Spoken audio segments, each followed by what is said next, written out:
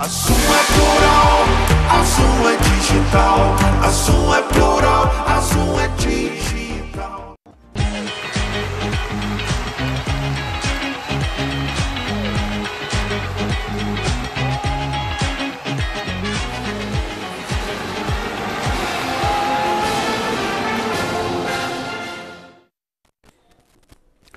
Olá, tudo bem?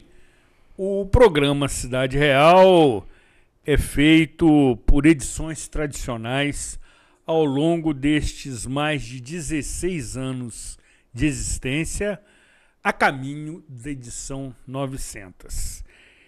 E você que nos acompanha, nos privilegia durante todo esse tempo, sabe que no mês de maio a nossa pauta é totalmente tomada por aquelas questões que têm envolvimento direto, essencial, importante e relevante com Nova Friburgo.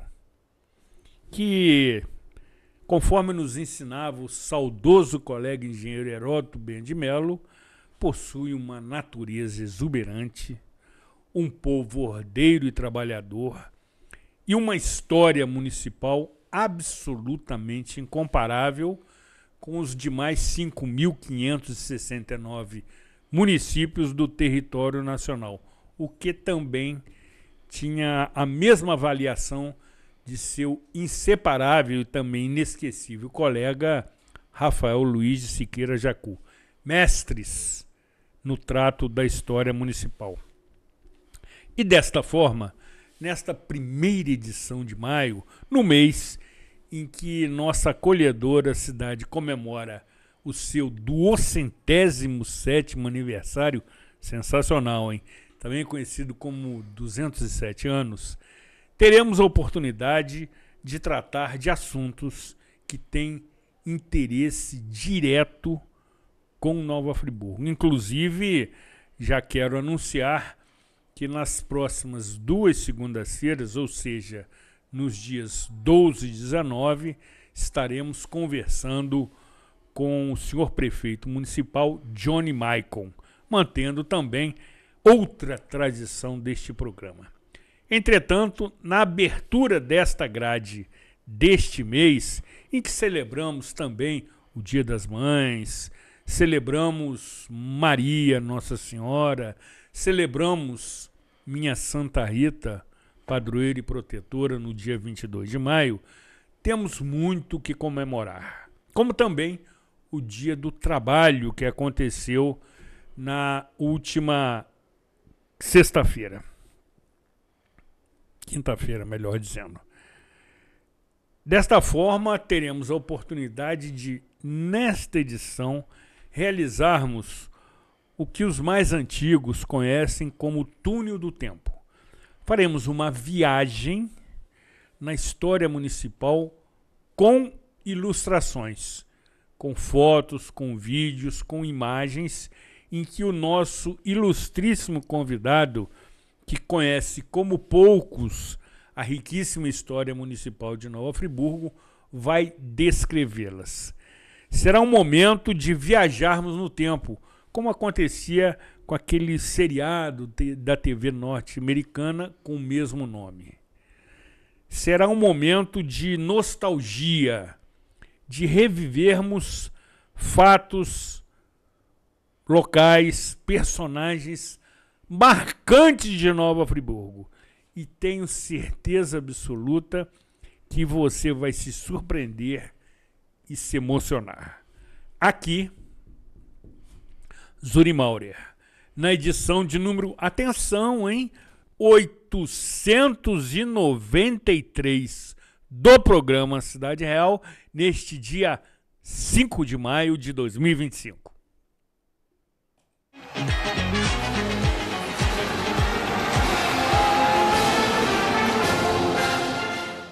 Somos mais do que uma empresa de transporte.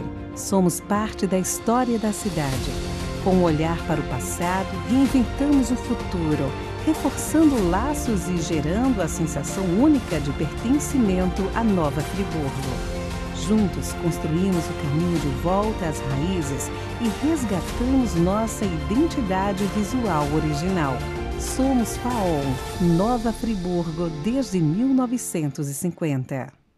Você que é MEI, microempreendedor individual, já deu o primeiro passo para a sua independência. Agora, a Cianf quer te ajudar a crescer. Aqui você tem o nosso apoio desde a abertura e em todas as etapas. São muitos serviços disponíveis para você. Emissão de boleto DAS, emissão de nota fiscal, desconto em plano de saúde, consultoria jurídica e contábil e muitos outros. Procure a Cianf e saiba mais.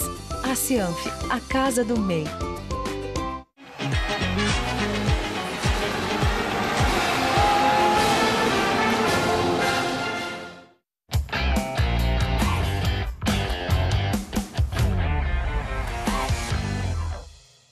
Senhoras telespectadoras e senhores telespectadores, maio se inicia e com ele, no dia 1º, comemoramos o Dia do Trabalho.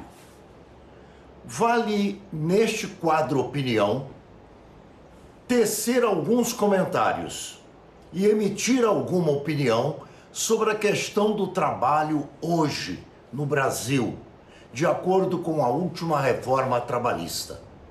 Não adianta apelarmos nem tanto para a CLT, nem para as encíclicas papais, a Rerum Novarum, a 40º ano, a Mater et Magistra, porque a situação é completamente nova.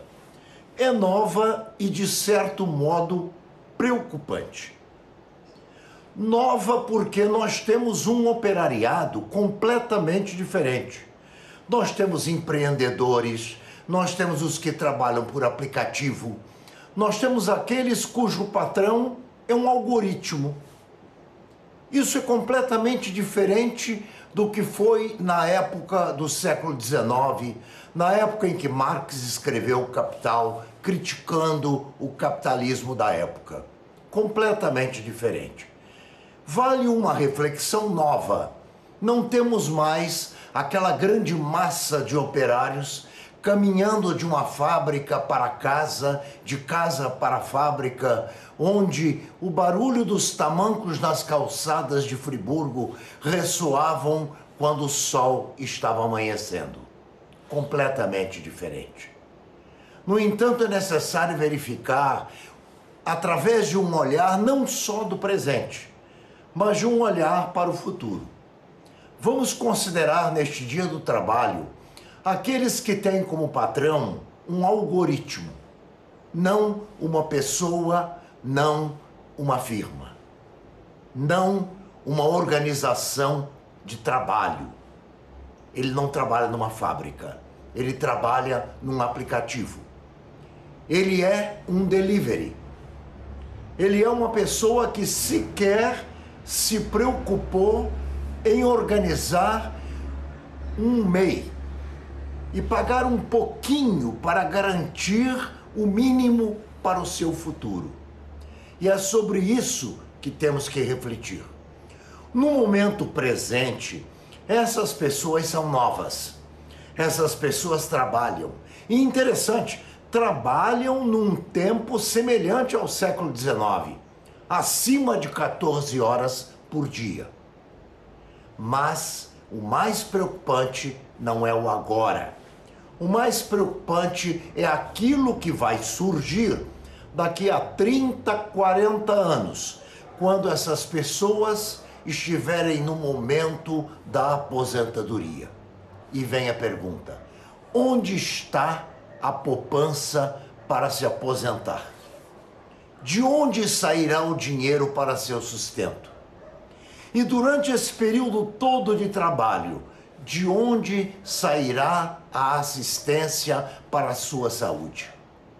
Então, meus caros ouvintes, meus caros telespectadores, é muito importante nos preocuparmos com o presente, mas também com uma legislação que se modifique para dar segurança a essas pessoas quando, na velhice, não puderem mais trabalhar.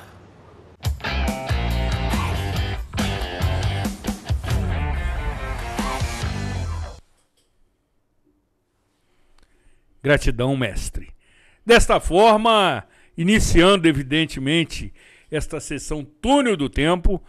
Temos a satisfação, a honra, o privilégio e a deferência de ter conosco o historiador Rony Peterson, que vai ser o piloto desta viagem ao longo desta edição.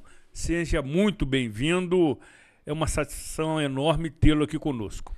Eu que agradeço, Zuri, obrigado pelo convite novamente, para a gente contar um pouco da nossa rica história, conhecer alguns fatos novos, que a história está sempre em mudança, né? E Friburgo é uma cidade pujante, tem uma história rica e diversas vezes não é contada como deveria nos colégios. Então a ideia toda é contar um pouco dessa nossa belíssima história hoje aqui. Então vamos começar esta viagem já exibindo a primeira imagem para a descrição do nosso historiador. Vamos acompanhar. Esse é Pedro Machado de Miranda Malheiro. Ele se tornou ministro do Supremo Tribunal Federal, mas nada mais nada menos que ele é o fundador da vila. Dom João VI chama ele para cuidar da compra das fazendas, né? A fazenda do Morro Queimado e as Seis Marias, né? De Córrego Danta, São José do Ribeirão, que vai dar origem ao território de Nova Friburgo. Então, nós temos ele, e é uma compra polêmica e às vezes com desvio de recursos. Então, infelizmente, Friburgo nasce um escândalo, porque foram recursos muito altos para se fazer a cidade, e a cidade não saiu do jeito que deveria. A gente vai mostrar um pouco, contar um pouco o fato de não ter o hospital, o fato de não ter a igreja, tudo no projeto da cidade. Então a gente nasce com uma cidade planejada, como diria o saudoso Rafael Jacu, e quem muito corroborou com isso, Jaime, seu irmão, que Friburgo nasce com um projeto muito elaborado, e nós vamos mostrar hoje isso, mas ele inicia com um desvirtuamento, porque havia muito recurso. O Império conseguiu, né, o Dom João VI conseguiu emitir a pólice para se fundar Friburgo. Então era o primeiro projeto de colonização, e que teve esse desvirtuamento. Então, juntamente com o Gachet, emissário suíço, Monsenhor Miranda, junto com um outro pároco, vão fazer um superfaturamento das terras da fazenda do Morro Queimado. Então, polêmica essa parte, ele vai se tornar um dos primeiros ministros do Supremo Tribunal Federal. Próxima imagem. Por isso que eu falei que era a Friburgo nasce planejada. Esse é Francisco Cordeiro da Silva Torres. Ele é um engenheiro militar, engenheiro português. Ele vai ser responsável por esse projeto da colonização de Nova Friburgo. E uma curiosidade bem interessante, ele vai cuidar da fazenda de Santa Cruz, porque inicialmente os colonos suíços não viriam para Friburgo, iriam para Santa Cruz, no Rio de Janeiro. Então um clima muito atípico, né? Vamos pegar, né, em comparação ao que os suíços viviam, né? Sair de um clima abaixo de zero e chegar em Santa Cruz. Então ele vai cuidar toda a parte hidráulica de Santa Cruz, todo o planejamento, e aí se muda isso. E ele tem que readaptar o projeto em tempo recorde para construir as casas coloniais aqui, para abrigar esses primeiros colonos suíços. Próxima imagem. Agora é um vídeo que a gente fez, eu e Vanessa, né, que conta um pouco mostra como que era Friburgo em 1819, o projeto da vila, esse planejamento. Então essa é a fazenda do Córrego Danta, a sede, que vai abrigar a igreja. Esse é o primeiro núcleo, né, na vilagem, eram 14 casinhas, então a vista da vilagem. Nós estamos entrando agora na Praça Getúlio Vargas, né, atual Getúlio Vargas, que é a ferraria, Casa da Câmara ao fundo, e aí o conjunto, nós já vemos aí as 38 casinhas do Paissandu. É interessante que ela tem um traçado um pouco diferente, que ela sobe, aqueles dois conjuntos transversais, e eles vão subir para onde seria o viaduto hoje. E aí eu vou pedir ao nosso atento operador técnico que repita este vídeo. Esse projeto a gente se baseou em todas as pesquisas do Cordeiro para poder produzir Friburgo, para montar Friburgo. Então ele é todo planejado. Então tem todo o detalhamento no trabalho dele. E o Francisco Cordeiro, ele é o primeiro engenheiro da cidade. Ele junta militares e junta um outro militar muito interessante, que é o Francisco o Queiroz, que vai produzir a primeira planta de Friburgo, em 1820. Então, Friburgo, ela nasce planejada. E nós teríamos aqui museu, escola, hospital, e nada disso foi feito. Então, devido à falta de recurso, ao excesso de recurso que foi desviado. Este vídeo foi editado pela designer e também historiadora Vanessa Andrade, que neste momento se encontra assistindo atentamente essa gravação e prestigiando essa edição. Mas ela também é uma menina muito talentosa, muito dedicada, muito compenetrada e que se torna parte inseparável da produção histórica do companheiro Rony Peterson, até porque ambos têm uma relação conjugal, o que estreita ainda mais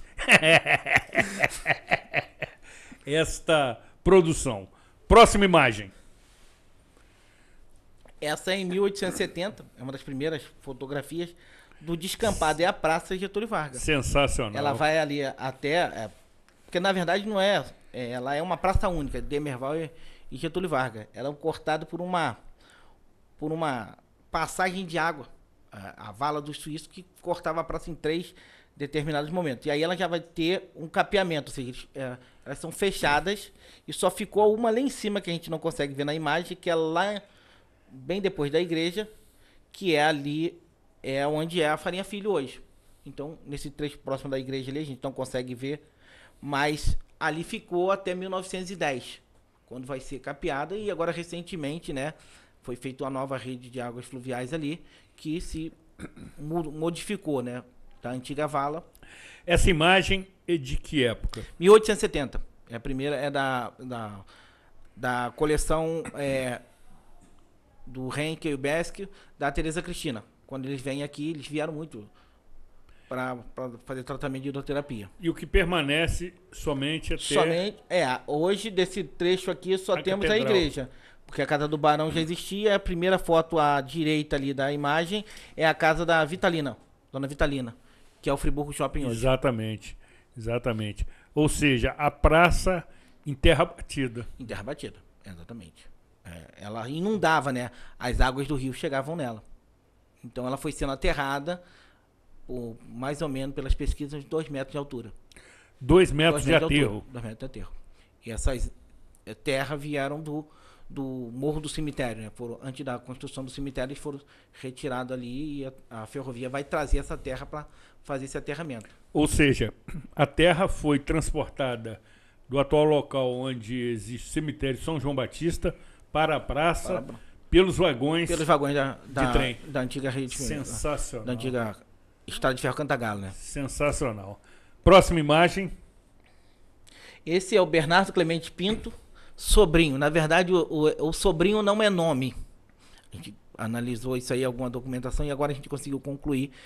O Barão de Nova Friburgo casou com a Laura, prima dele. E a Laura tinha um irmão chamado Bernardo Clemente Pinto. Então, para diferenciar, ficou sobrinho. Então, somente nas documentações que ele assina, cartoriais, não tem o sobrinho. Todo mundo fala que é Bernardo Clemente Pinto sobrinho. Na verdade, sobrinho só pelo título, só para diferenciar do irmão da mãe. Ou seja, era uma denominação familiar. Familiar. E aí as pessoas, sem conhecer, foram colocando Bernardo Clemente Pinto, sobrinho, e ficou sobrinho. Na verdade, o nome dele é Bernardo Clemente Pinto.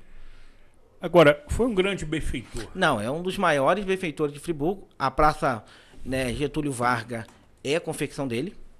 Ele que vai ser o responsável por ela. Ele que vai trazer a ferrovia para cá, com o falecimento do pai. Ele que vai assumir a empreitada de subir a serra. E a gente vai explicar um pouco mais sobre a ferrovia. Mas ele é um grande benfeitor. Móveis, a capela de Santo Antônio foi ele que custeou, trouxe o Santo Antônio, foi a baronesa que doou. Então, assim, é um grande benfeitor. Tanto Friburgo quanto Cantagalo, você tem muita documentação dele doando recursos para a Santa Casa, doando recursos para a escola Doações. pública. Doações em espécie. E vultuosas. Tanto é que a Praça Getúlio Vargas ela vai custar 10 contos de réis, que é uma fortuna. Pra época. Para a época, exatamente. Eu estaria na casa de milhões. E ele abre mão disso do que ele teria a receber. Então ele doa para Friburgo. Então nós temos a nossa principal praça sendo feita por ele, totalmente custeada. Ele não quer receber nada. Fora outras, iluminação pública, que na época era com querosene. Então ele transportou toda a parte de iluminação para Friburgo. Então, assim, e nunca cobrou nada. Então é um grande benfeitor da cidade. Inclusive fora daqui. Não, inclusive, não, Rio, Cantagalo, assim, ele tem uma atuação muito grande eles doavam muito recursos para o Império também, para a Guerra do Paraguai, para a Santa Casa do Rio. Então, eles estavam sempre envolvidos em causas humanitárias, vamos dizer assim. Eu recentemente estava vendo alguma documentação e eles doam para enchentes no Rio Grande do Sul, enchentes que aconteciam em outros estados, eles estavam sempre doando. Então, eles sempre foram grandes benfeitores do país.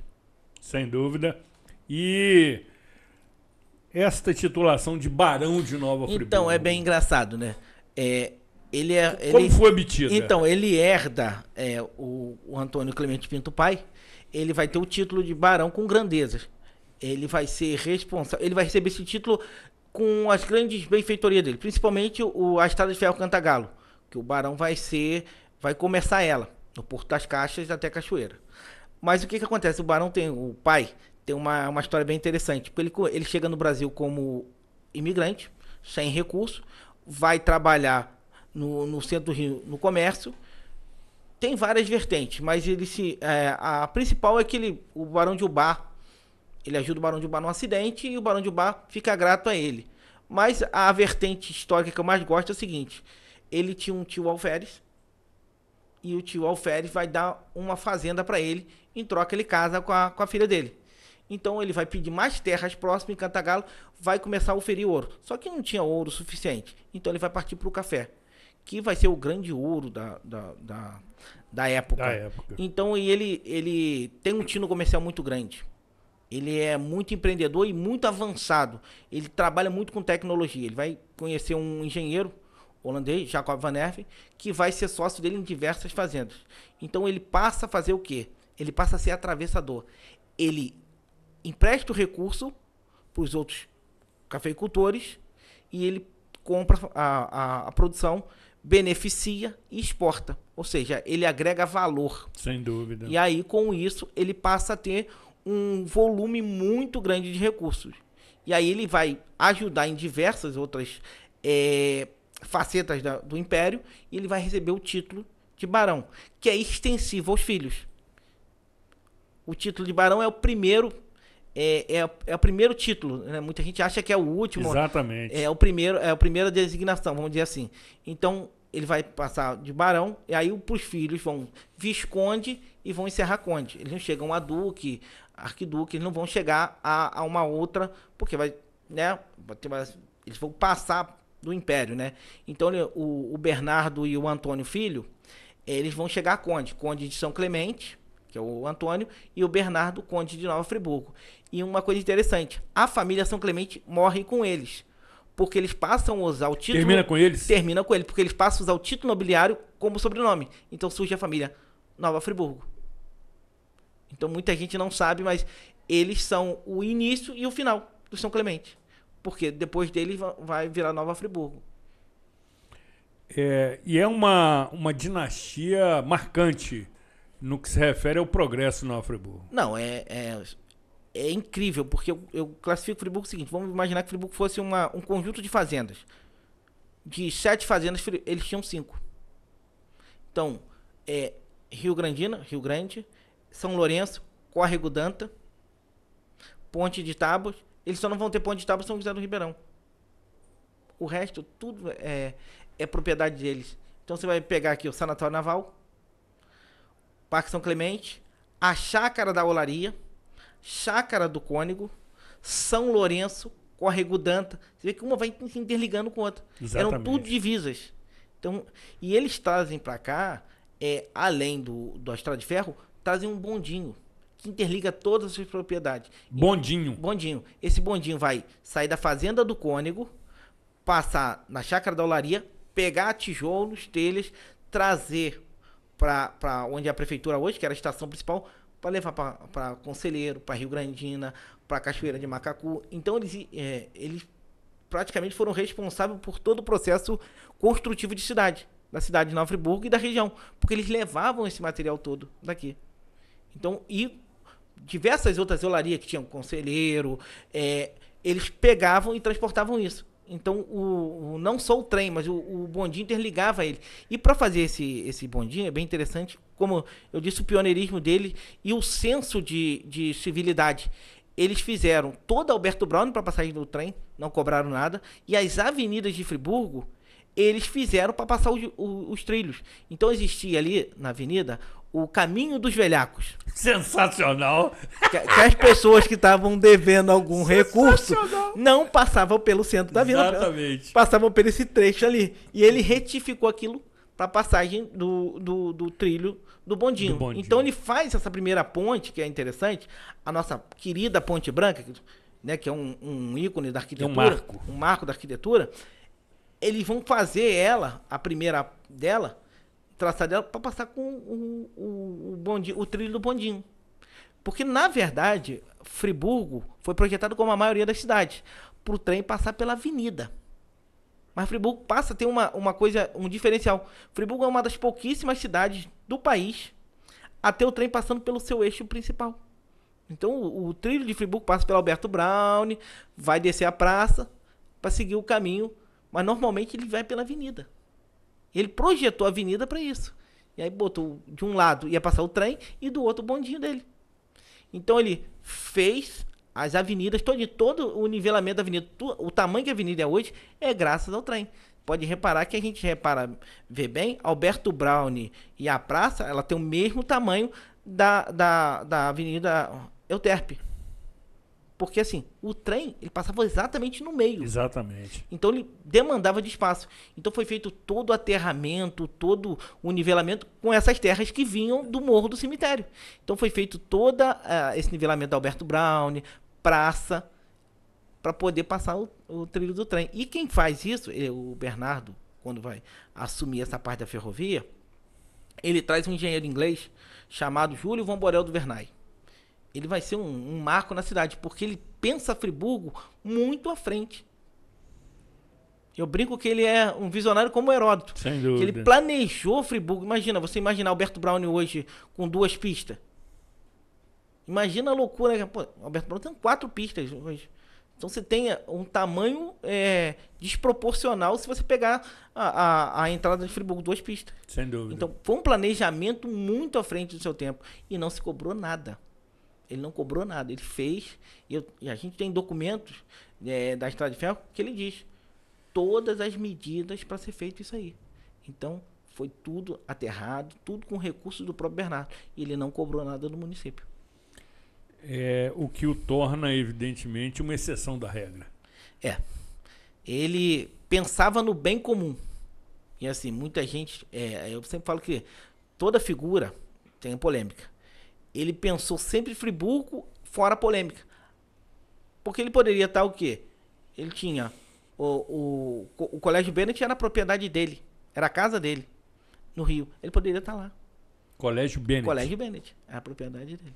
Então, os barões, né, o barão de Nova Friburgo, ele adquire tanta propriedade que os filhos, quando herdam do Catete a parte de Botafogo. Era praticamente todo um trecho todo deles. Eles tinham uma fortuna tão grande, Zuri, que ele era considerado mais rico que o imperador.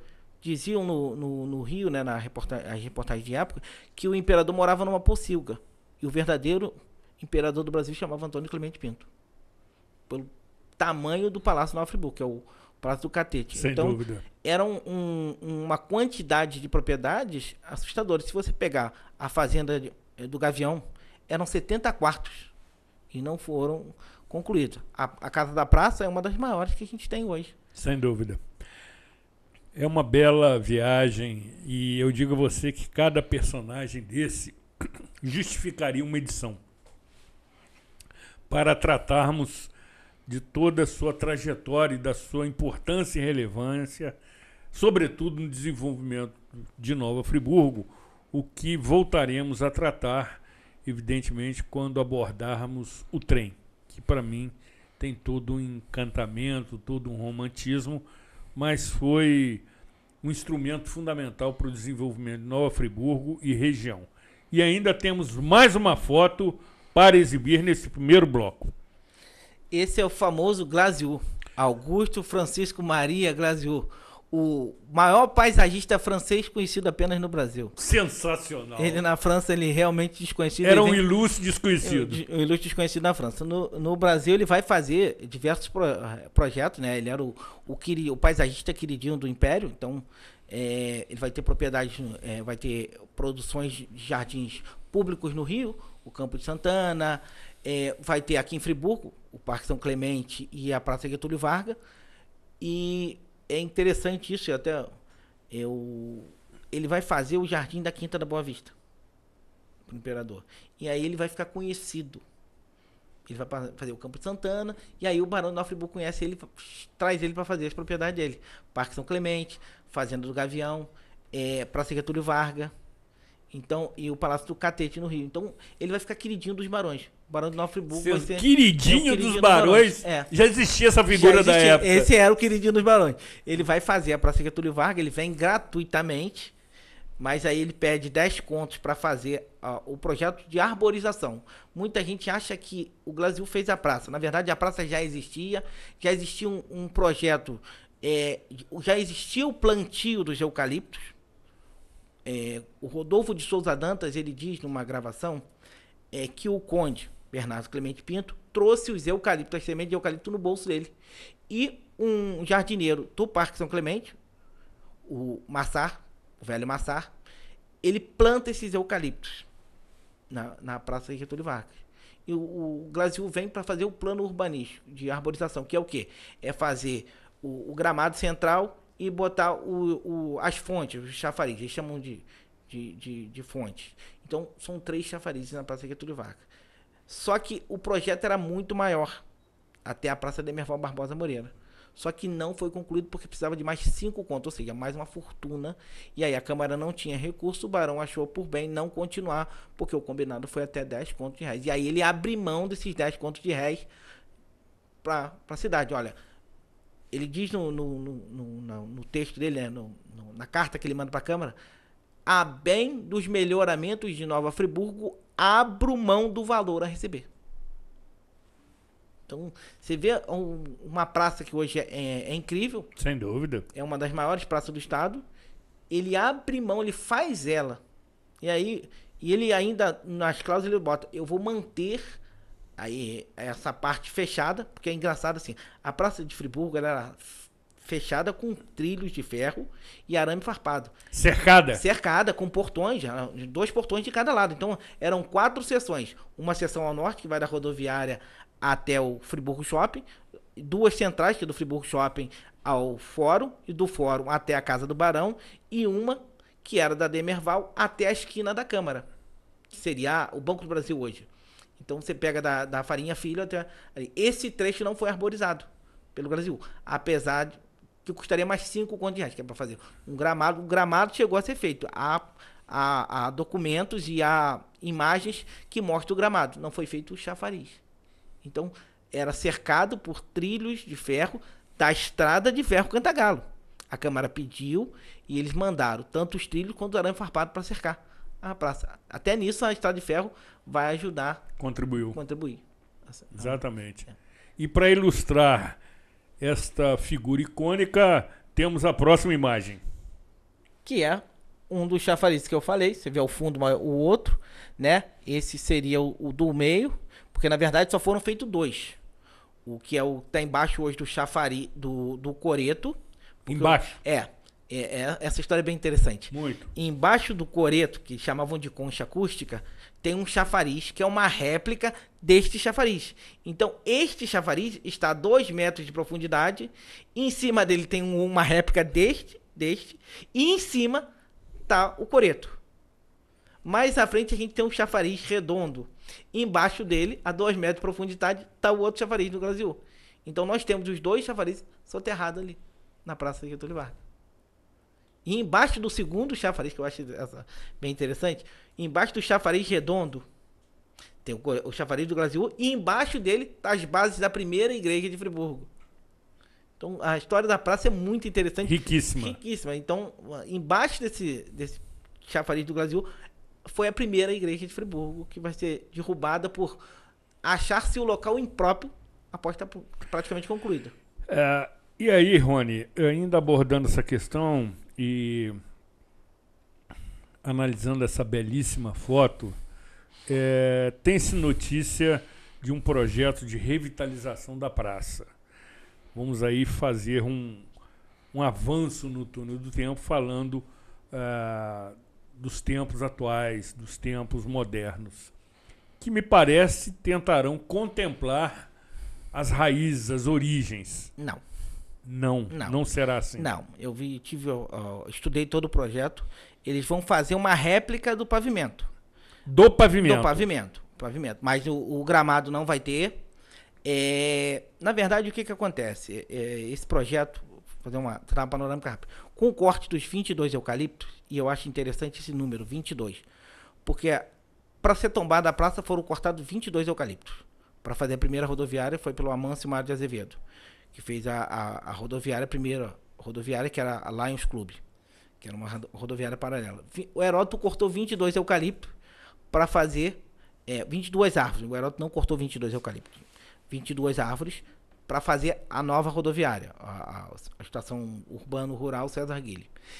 E o Rogério Cabral, na gestão dele, cortou 22 eucaliptos, que deu origem a um TAC, que deu uma mobilização muito grande na cidade, e se deu o TAC. E esse TAC é o responsável pelo projeto de hoje, que acredito que vai estar iniciando agora, pelas informações que nós temos, que agora em maio está, no início de maio já deve estar começando a fazer a montagem do canteiro. Foi uma licitação de 6,5 milhões de reais. E vai contemplar somente a troca da espécie das árvores, vamos dizer assim. Alguns tocos que ainda faltam, vão se replantar alguns eucaliptos. Pelo que eu entendi, vão se retirar, pelo que, se não me falha a memória, umas 50 espécies. Porque tem abacateiro, tem mangueira, tem ipê, tem um monte de espécies que não são os eucaliptos.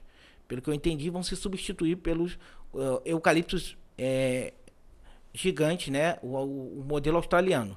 Essa é pelo menos... Então a única parte do projeto que é original, vamos dizer assim, é a substituição dos eucaliptos. Porque se observar, esse é o eixo central.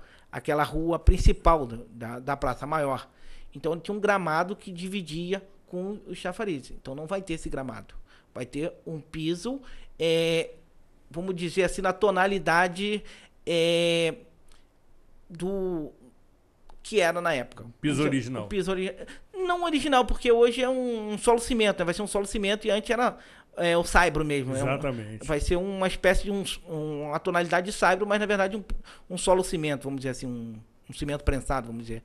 Então, não vai, o objetivo do projeto não é o projeto histórico, de reavivar o projeto histórico, de trazer os chafarizes para cima, de fazer o aterramento, porque na verdade, se olhar a foto, a gente vê que os chafarizes são abaixo mesmo. O gramado dá a impressão, mas o chafariz é abaixo mesmo. Então, quando chovia, inundava a praça. Então, talvez seja esse motivo, mas não é o projeto original. Muito bem. Faremos uma pequena interrupção nesta nostálgica viagem no tempo e retornaremos continuando com outras, diria, oportunas e verdadeiras histórias, fatos marcantes de Nova Friburgo. Existe, evidentemente, sabemos, muitos que se lançam em contar a história da nossa riquíssima história municipal, sendo redundante, de acordo com a sua criatividade, com a sua inspiração, de forma lúdica. Mas o companheiro Rony Peterson prima, sobretudo, pela apuração das fontes. Todas essas imagens e fotos mostradas têm a sua fonte à disposição daqueles interessados. E os comentários do ilustre entrevistado, todos são baseados em fatos reais. Conforme você observou, ele cita atas, cartas, documentários, regulamentos, enfim, todo um acervo que comprova, evidentemente, o que as imagens mostram. Mas continuaremos esta viagem no tempo daqui a pouco, a partir do segundo bloco, quando também exibiremos novas imagens.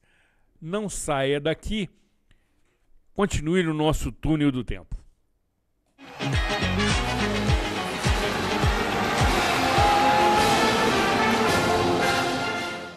Você que é MEI, microempreendedor individual, já deu o primeiro passo para a sua independência. Agora, a Cianf quer te ajudar a crescer. Aqui você tem o nosso apoio desde a abertura e em todas as etapas. São muitos serviços disponíveis para você. Emissão de boleto DAS, emissão de nota fiscal, desconto em plano de saúde, consultoria jurídica e contábil e muitos outros. Procure a Cianf e saiba mais. A Cianf, a casa do MEI.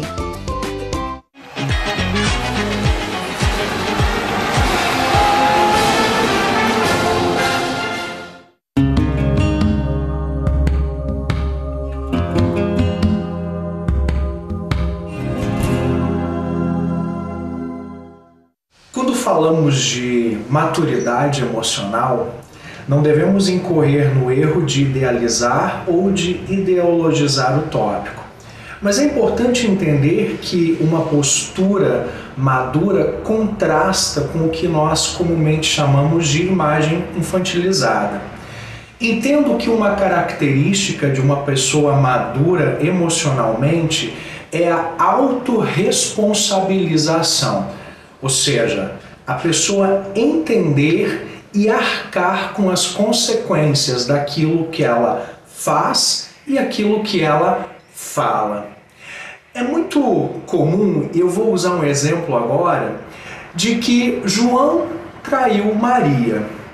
E o João, em vez dele chegar para Maria e dizer: Maria, eu errei, eu pisei na bola, eu peço desculpas, eu lamento pelo que aconteceu. Isso seria uma postura madura, de alguém que arca com as consequências. O que pode acontecer é que João, num primeiro momento, pode tentar terceirizar a culpa. Dizer que a culpa foi da outra mulher, que era muito bonita, que era muito sedutora, e que ele caiu nas garras dela.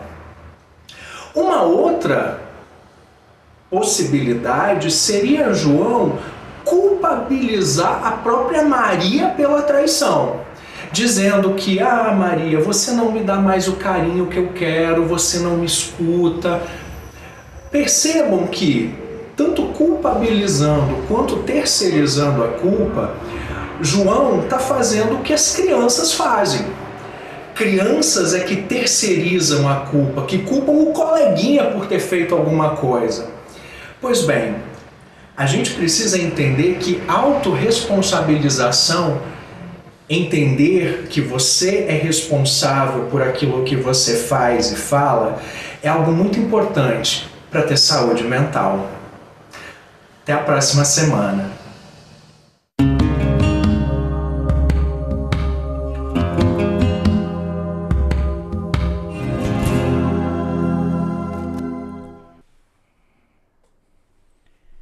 Gratidão, fraterno amigo, pastor Gerson. Dando sequência, retomamos a nossa viagem no túnel do tempo com a próxima imagem. Esse é um vídeo de 1884, né, baseado na primeira planta dos alunos de Paulo de Fronten. Por isso que eu falo que Friburgo tem um contato muito grande com engenharia e arquitetura. Sem dúvida. E a gente mostra como Friburgo era. As casinhas ainda, algumas terras, muitas terras ainda remanescentes da casa dos colonos, que foram readaptadas. o Hotel Saluce. Sensacional. E assim, o projeto do Glaziu aí, ó. Esse é o projeto do Glaziu. Original. Esse é o projeto original. O trilho de trem. Então ele percorre toda a praça, o entorno da praça. Então você tem a Casa do Barão ainda com os seus leões. O antigo fórum, que vai ser adaptado para ser o antigo fórum. A casa da Madame Vitalina. O Palacete Saluce, certo? Então, o primeiro sobrado de Friburgo, que seria ali onde é a altura atrás da rodoviária, o antigo empreendimento Spinelli, né? Então, esse vídeo, ele é interessante porque a gente fez ele baseado, além da planta de 1883, em uma dezena de documentos, para não dizer uma centena, de documentos cartoriais. Escrituras, muito inventários, são muito descritivos. Muito bom. Então a gente baseou, ele tem todas as medidas, todos os imóveis têm medidas, então são todos exatos. Essas são buganvilles, né? Quando a tecnologia te permite fazer, você consegue remontar isso. Então Friburgo tem uma característica bem interessante, que assim, ó, a gente repara os portões na praça, então ó, a vala que os suíços faziam passar a água, então ia até a beira do rio, então saía do alto do morro, da nascente, percorria toda a praça e desaguava no rio Bengala. Então quando o rio enchia, automaticamente essa vala enchia também e inundava a praça, porque ela não era fechada. Eu quero apenas fazer um breve comentário antes de prosseguirmos,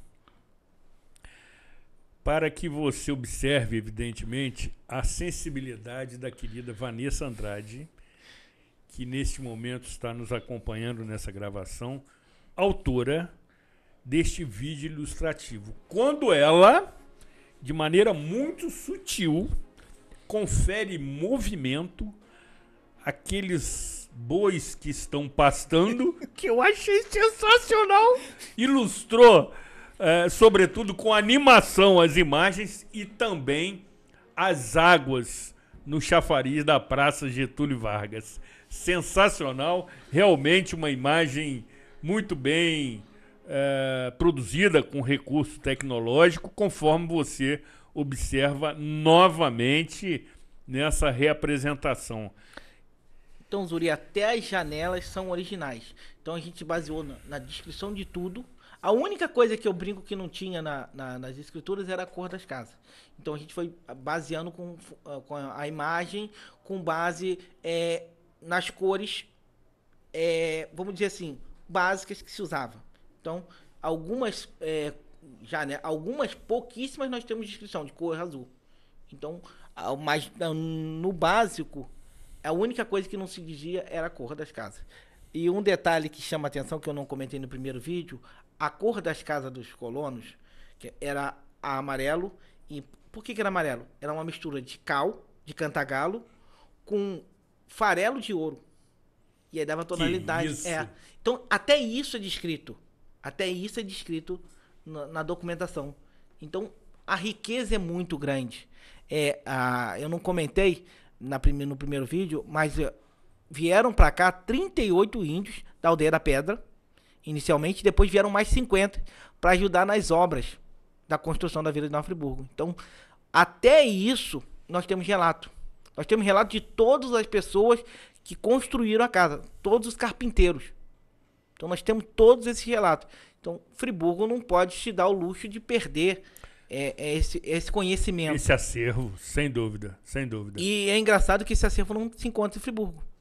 90% de todo o acervo que eu tratei tá no Rio de Janeiro, em Portugal, Suíça. Que isso? A gente foi buscar e assim, tem muito mais países que a gente tá trabalhando agora num outro projeto que assim, vai ser muito mais... nós vamos ter mais países com mais visibilidade de muita coisa.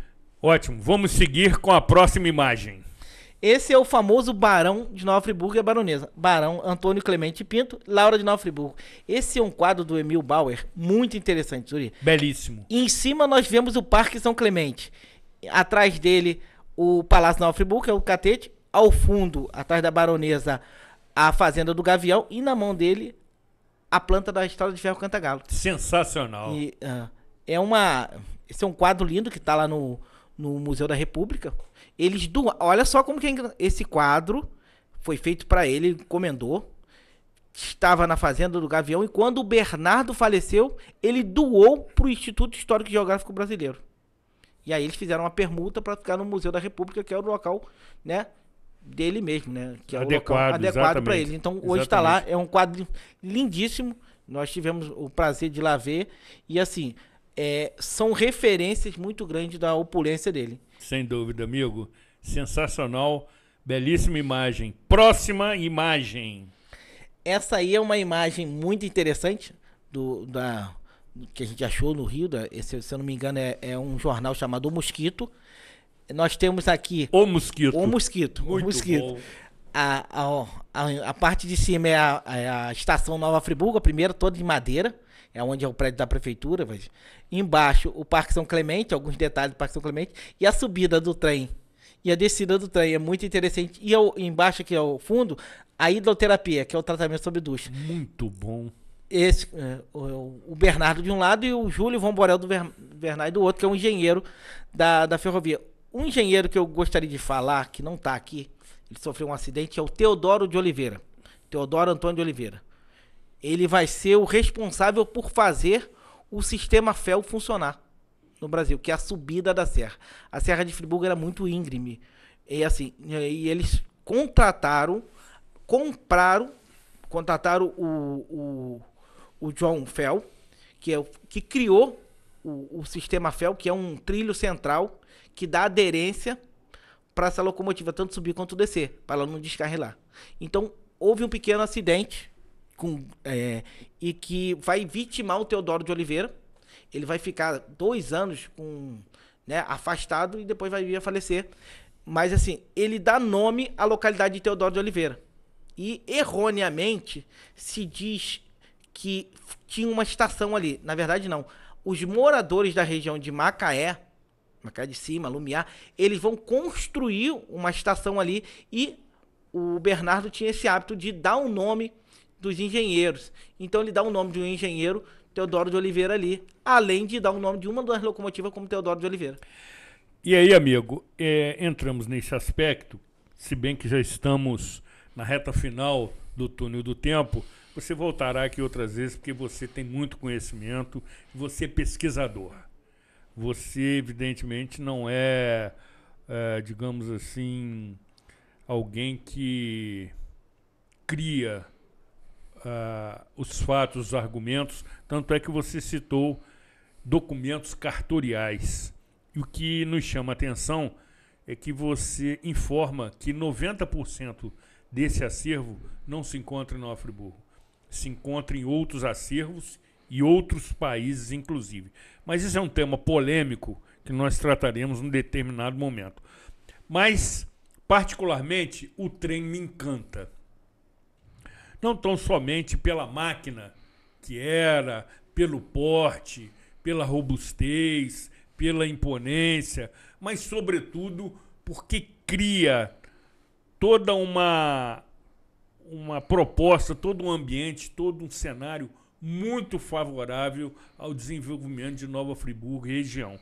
E o trem, evidentemente, ele criava novos costumes na sociedade friburguense. Existe uma foto que você conhece muito bem, de o trem se deslocando ao lado da atual Praça Demerval Barbosa Moreira, observando-se também o antigo Cine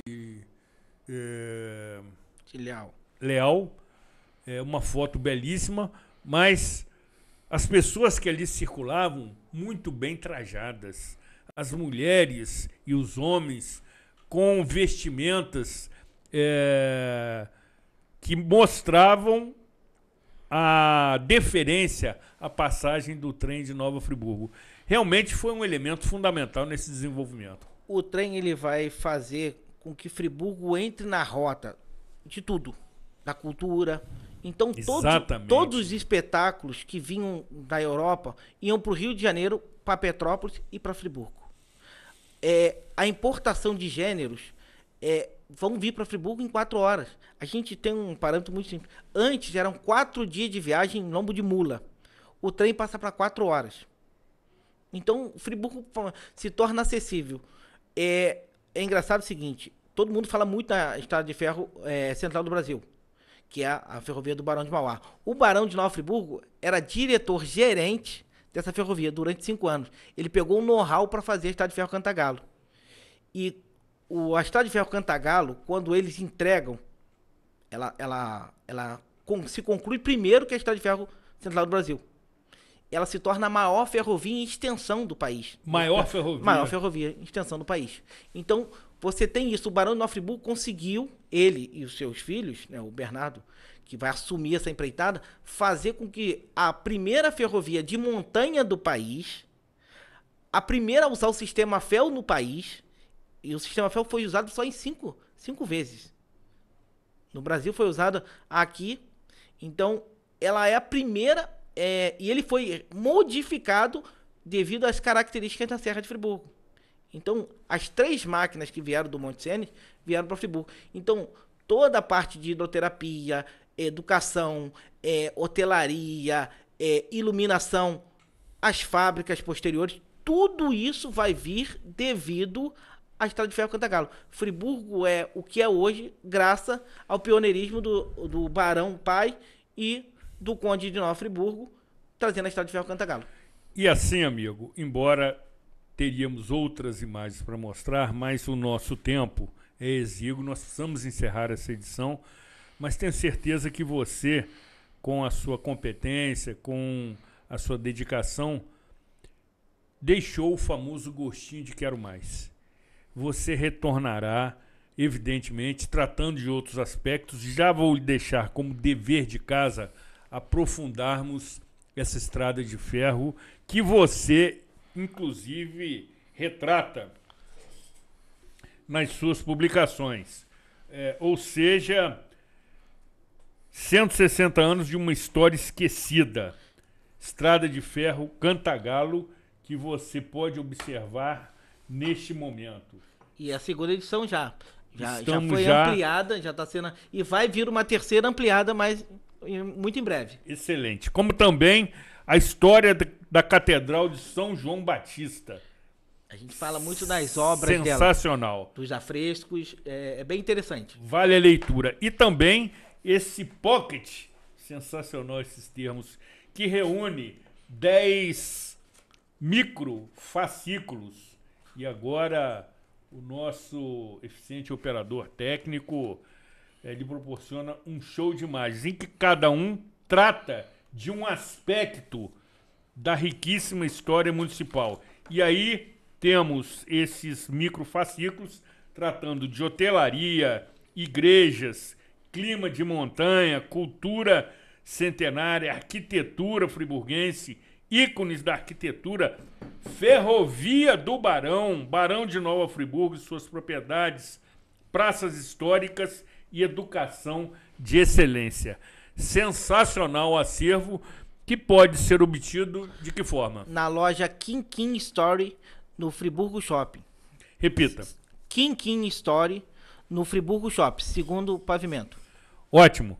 Nós precisamos encerrar, evidentemente, e você observou que durante toda essa gravação eu estou trajando este casaco com a logomarca da TV Zoom, porque neste mês, exatamente no dia 16 de maio, a emissora completa 25 anos de existência e trataremos dessa trajetória vitoriosa no seu devido momento. Mas trata-se de uma homenagem simbólica a este canal que privilegia, sobretudo, informação de utilidade pública. Foi muito bom tê-lo conosco pela 7ª vez, segundo o Data Real, que é o banco de dados do programa Cidade Real. Seja muito bem-vindo. É sempre um prazer e estou sempre à disposição. Excelente. Precisamos encerrar agradecendo a sua audiência, tendo a certeza absoluta que esta viagem lhe proporcionou momentos de nostalgia, saudosismo e emoção. Aguardem as próximas edições deste mês de maio, em que estaremos celebrando o aniversário de nossa acolhedora e incomparável cidade de Nova Friburgo. Cuidem-se bem e até a próxima edição.